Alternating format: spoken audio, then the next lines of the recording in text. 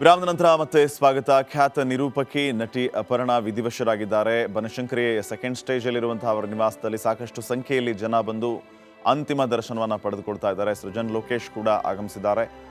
ಮಜಾ ಟಾಕೀಸ್ನಲ್ಲಿ ವಿಭಿನ್ನ ಪಾತ್ರದ ಮೂಲಕ, ಒನ್ ಆ್ಯಂಡ್ ಓನ್ಲಿ ವರಲಕ್ಷ್ಮಿ ಅನ್ನುವಂತಹ ಪಾತ್ರದ ಮೂಲಕ ಇನ್ನಷ್ಟು ಜನರಿಗೆ ಹತ್ತಿರ ಆಗಿದ್ದರು ಅಪರ್ಣಾ ಅವರು. ಹಾಸ್ಯ ಪಾತ್ರಗಳನ್ನು ಕೂಡ ನಾನು ಮಾಡಬಲ್ಲೆ ಅನ್ನುವಂತಹ ಒಂದು ಸಂದೇಶವನ್ನು ಪಾಸ್ ಮಾಡಿದರು ಅಪರ್ಣಾ. ಕೇವಲ ಸ್ಫುಟವಾದಂತಹ ನಿರೂಪಣೆ ಮಾತ್ರವಲ್ಲ, ನನ್ನಿಂದ ಈ ಹಾಸ್ಯ ಪಾತ್ರಗಳನ್ನು ಮಾಡಲು ಸಾಧ್ಯ ಅನ್ನುವಂತಹ ಒಂದು ಹೊಸ ಶೈಲಿಯ ಈಗಿನ ಟ್ರೆಂಡ್ಗೆ ಒಗ್ಗಿಕೊಳ್ಳುವಂತಹ ಒಂದು ವಿಶೇಷವಾದಂತಹ ಗಳಿಗೆಗೂ ಕೂಡ ಅಪರ್ಣಾ ಸಾಕ್ಷಿಯಾಗಿದ್ದರು. ನೋಡಿ, ಒಬ್ಬೊಬ್ಬರ ಗಣ್ಯಾತಿ ಗಣ್ಯರು ಆಗಮಿಸ್ತಾರಂಥ ದೃಶ್ಯಗಳನ್ನು ತಾವು ಗಮನಿಸ್ತಾ ಇದ್ದೀರಿ. ಚಿತ್ರರಂಗದ ಹಲವರು ಈಗಾಗಲೇ ಅಂತಿಮ ದರ್ಶನವನ್ನು ಪಡೆದುಕೊಳ್ತಾ ಇದ್ದಾರೆ. ಇನ್ನೇನು ಸ್ವಲ್ಪ ಹೊತ್ತಿನಲ್ಲಿಯೇ ಅಂತ್ಯಕ್ರಿಯೆ ಪ್ರಕ್ರಿಯೆ ಆರಂಭ ಆಗುತ್ತೆ. ಬ್ರಾಹ್ಮಣ ಸಂಪ್ರದಾಯದಂತೆ ಮಧ್ಯಾಹ್ನ 1 ಗಂಟೆಗೆ ಅಂತಿಮ ವಿಧಿವಿಧಾನ ನೆರವೇರುತ್ತೆ ಅನ್ನುವಂಥ ಮಾಹಿತಿಯನ್ನು ಅವರ ಕುಟುಂಬಸ್ಥರು ಈಗಾಗಲೇ ಹೇಳಿಕೊಂಡಿದ್ದಾರೆ.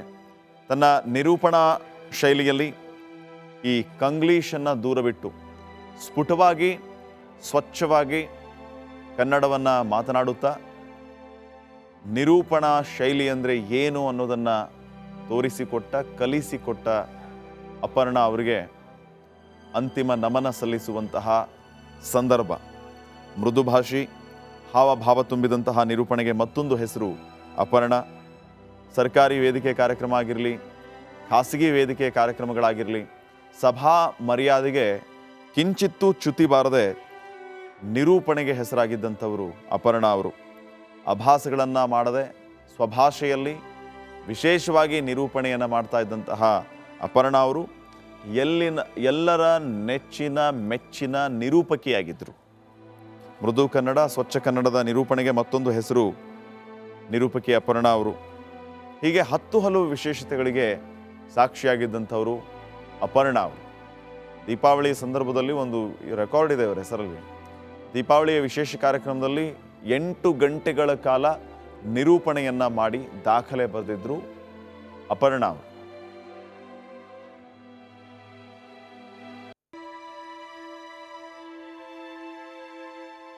ಅಪರ್ಣಾ ಅಕ್ಕ ಆಕ್ಚುಲಿ ನನ್ನ ಒಡನಾಟ ತುಂಬಾ ವಿಶೇಷ. ಯಾಕಂದ್ರೆ ನನಗೆ ಅವ್ರ ಜೊತೆ ಮಜಾ ಟಾಕೀಸಲ್ಲಿ ಕೆಲಸ ಮಾಡುವಂತಹ ಒಂದು ಒಳ್ಳೆ ಅವಕಾಶ ನನಗೆ ಸಿಕ್ಕಿತ್ತು.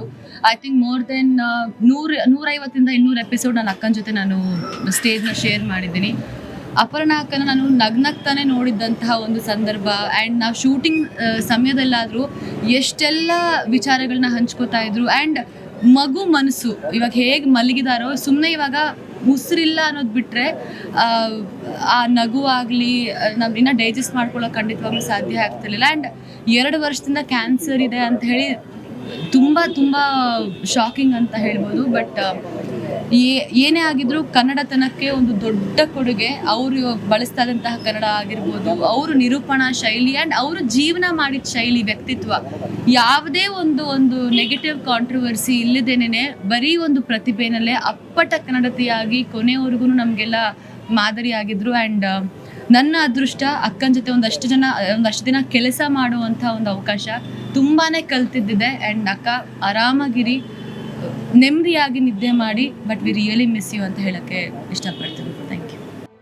ಜೀವನ ಅಂದರೆ ಎಷ್ಟು ಸೂಕ್ಷ್ಮ, ಒಂದು ಸಣ್ಣದ ಪಯಣ ಅಂತ ಪದೇ ಪದೇ ನಮ್ಮ ಮಧ್ಯದಲ್ಲಿರೋ ನಮ್ಮ ಆತ್ಮೀಯರು, ನಮ್ಮ ಗೆಳೆಯರ ಸಾವಿಂದ ನಮ್ಮ ಮುಂದೆ ಬಂದು ನಮ್ಮನ್ನು ಕಾಡ್ತಾ ಇರುತ್ತೆ, ಹೇಳ್ತಾ ಇರುತ್ತೆ. ಬಟ್ ಸ್ಟಿಲ್ ನಾವೆಲ್ಲೋ ಒಂದು ಕಡೆ ಯಾವತ್ತಿಗೂ ಬದುಕಿರ್ತೀವಪ್ಪ, ಸಾವು ನಮಗಿಲ್ಲೇ ಇಲ್ಲ ಅಂತ ಆ ಥರ ನಾವು ಪಾಸಿಟಿವ್ ಆಗಿ ನೆಗೆಟಿವ್ ಆಗಿ ಆಡ್ತಾ ಇರ್ತೀವಿ.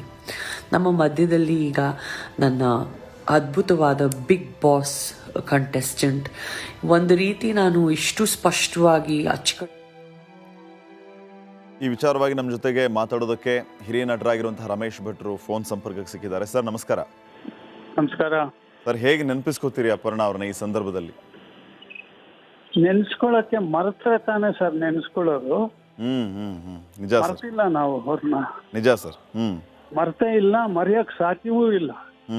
ಒಂದು ಶುದ್ಧವಾದ ಆತ್ಮ, ಪರಿಶುದ್ಧವಾದ ಮನಸ್ಸು, ಆ ಮುಖದಲ್ಲಿ ನಗು ಯಾವಾಗ್ಲೂ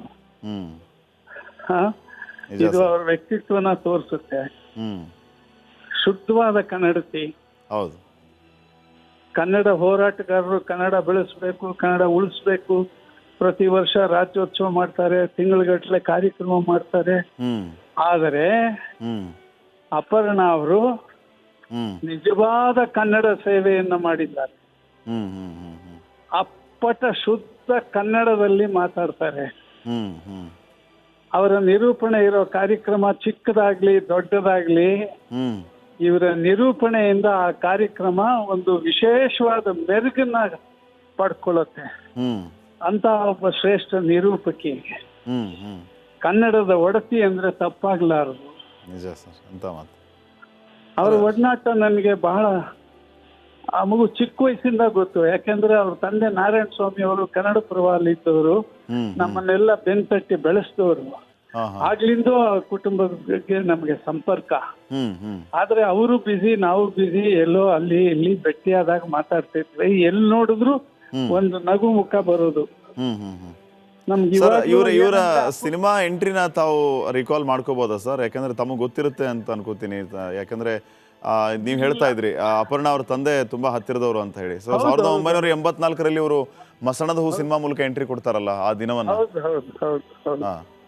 ಹೌದು, ನಾನು ಸಿನಿಮಾದಲ್ಲಿ ಯಾವ್ದೋ ಒಂದ್ ಸಿನಿಮಾ ಜೊತೆಲಿ ಮಾಡಿರೋದು ಅಷ್ಟೇ. ಹಾ ಸರ್. ಅಂದ್ರೆ ಅವ್ರಿಗೆ, ಆಕೆಗೆ ತಂದೆಗೂ ಇಷ್ಟ ಆಯ್ತು. ಆದ್ರೆ ಅವ್ರಿಗೆ ಅದರಲ್ಲೆಲ್ಲ ಒಂದು ನಿರೂಪಣೆಯಲ್ಲಿ ಅವರಷ್ಟು ಇನ್ನೊಬ್ರು ಬರ್ಲಿಕ್ಕೆ ಸಾಧ್ಯ ಇಲ್ಲ.